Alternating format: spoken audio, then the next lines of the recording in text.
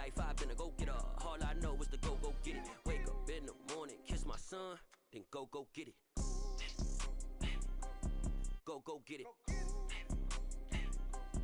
Go get it. Photo poor, so photogenic. All my life I've been a go-getter. Wake up in the morning, kiss my son, then go get it.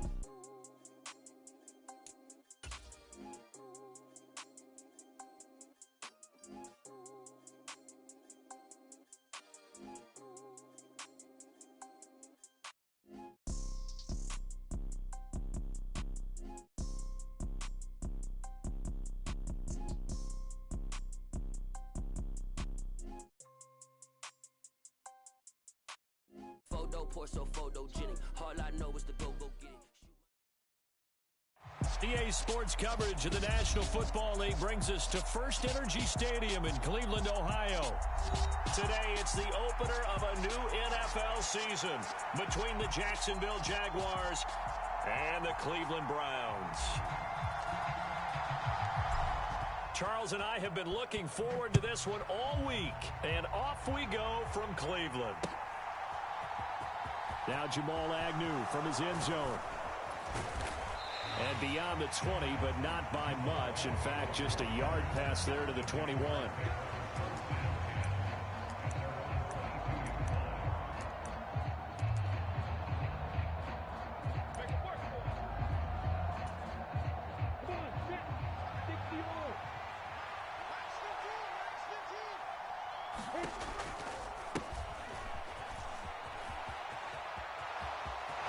And some room to work. And he'll have it past midfield almost to the 40 before being taken down. It's a gain of 35. That's quite a way to start this football game on the ground right away. They're almost near midfield. And that run, whether you're for this team or against them, it brings you out of your seat, doesn't it? Because that's an exciting way to get things rolling. Now you got to hunker down on defense and not permit another first down run. Officially, it's a 1-yard loss. That's going to bring up second and 11. A tale of two extremes. First carry, he went for a bundle. His second goes backward. And how many times have we seen that happen? Because you get that big carry, and you come back and you're all fired up, and sometimes you force a run a little bit, right? Trying to break off that big carry again, and instead it works opposite. And he's dropped right at the 40. Gain of 3. Typically, we think it's the strong safeties that are better tacklers, especially closer to the line of scrimmage amidst traffic. But in this case, how about the free safety coming up and making the big-time play? On third down, Lawrence.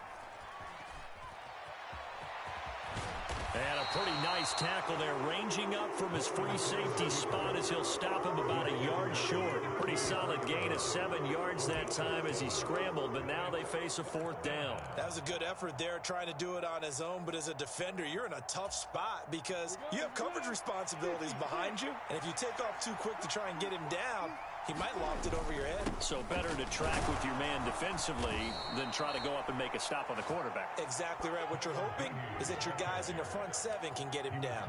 Well, we kind of looked at each other as they decided to go for it, but in the end, great execution, a 6-yard gain, and it all works out. So the drive stays alive after the fourth down conversion. First and 10 inside the 30. And he can only manage to get a couple. Second and 8 coming up. You've got to be impressed by that defensive front on reps like those. They were not being moved off the line, kept their shoulders square, and gave their teammates time to fight to the ball and limit that gain. Throwing on second and 8. Lawrence looking for Jones, and it's intercepted. Picked off by Greg Newsome. There he goes right side.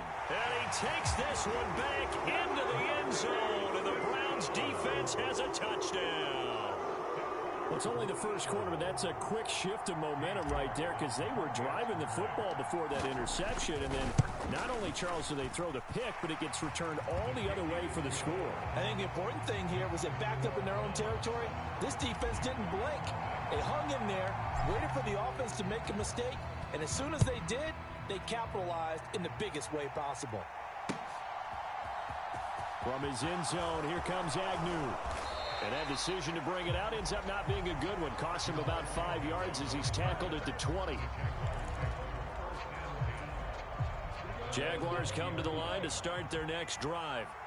They had the auspicious beginning to the season, a first drive turnover. Now they'll try again here, 1st and 10. And the pressure gets to Lawrence, and he'll go down. It'll be a loss of 7 on the sack, and it brings up 2nd. And a nice play there defensively. And this is a new acquisition, Charles. You and I were talking about it pregame. Just signed as a free agent earlier this week. Love when they pick up those guys with something to prove. Because any guy who's a free agent off the street, no one else wanted him. So he wants to prove to the rest of the league, you should have signed me first. It'll be a loss of 4 yards on the play. And they're going to face an uphill battle here on 3rd and long. They go play action with Lawrence. And he bats it away, and it falls down incomplete. Well, they moved the ball okay here in these first 2 drives, but this one's going to, again, amount to nothing. They've got to start dialing up some plays that allow them to finish drives with points.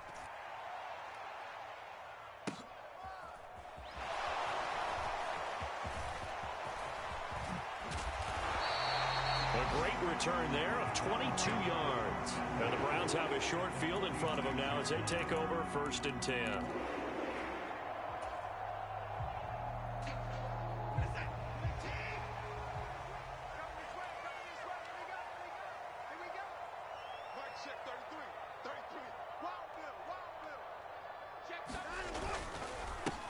On 1st down, they'll run with Chubb. And he can only manage to get a couple. 2nd and 8 coming up. The last run good for 2. Here's 2nd and 8. Well, they held him to a short gain on that one, and it almost felt like on that first run, they were trying to just throw the jab at him. So how do you stop a jab? Get closer and smother it, just as they did on that last play. From the 44, Watson.